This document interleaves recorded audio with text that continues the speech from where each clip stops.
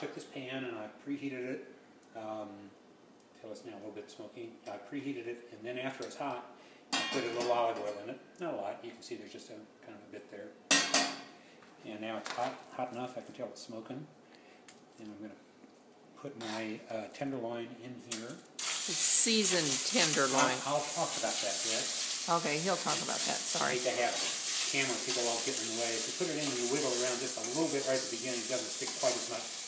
But what we want to do is brown. So we're going to leave it there, and we're going to let it brown for a bit. Oh, it's a lot. And then when I think it's brown enough on one side, I'm going to flip it on the other side. Before I put it in, I seasoned it with salt, pepper, some garlic powder, and some rubbed sage. You know, that sage that's very finely ground called rubbed sage. Figure that will give it a nice combination of flavors. Let's get the pan going here. You do get a little bit of smoke out of that. I'm going to turn it down from high to sort of medium here now that it's got started, or else it might burn. Cheers.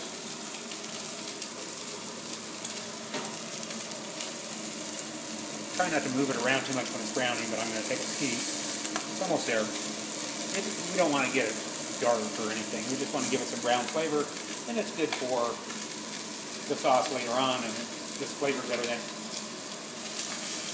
Okay, I'm going to flip that over.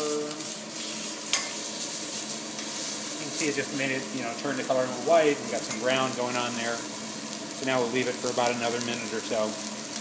And then we'll go to the next step. I'm going to turn the heat down. I'm going to add a little bit of wine. And I'm going to turn the heat down, and then I'm going to put a lid on it, and then we're going to let it cook for a while. And I'm guessing 15 minutes to 20 minutes. Then I'll use a meat thermometer. If you got an instant read, that's good. Meat thermometer to check and see. I'm going to pull this out at around 145 degrees. It'll take a little bit, and that leaves it just barely rosy pink. You may want it at 150. I wouldn't go past 155 because it begins, as you go up in temperature, it begins to dry out. It's just sort of inevitable. Not quite. Almost.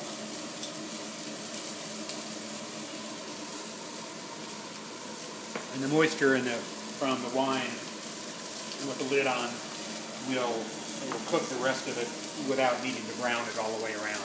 Just brown two sides is good.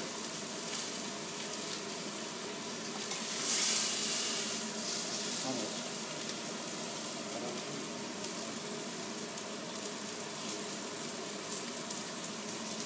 I'm going to turn this down all the way down low right now.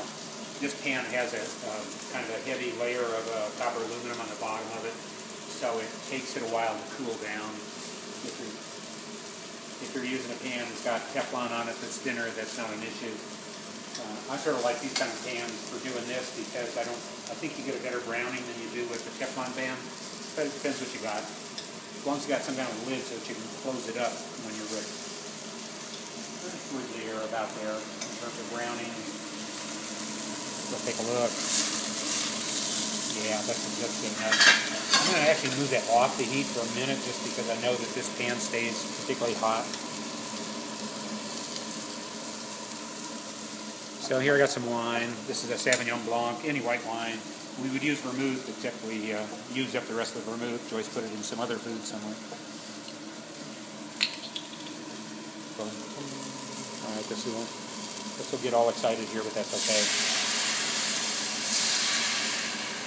So I've just got, like a 1/4 of an inch in there.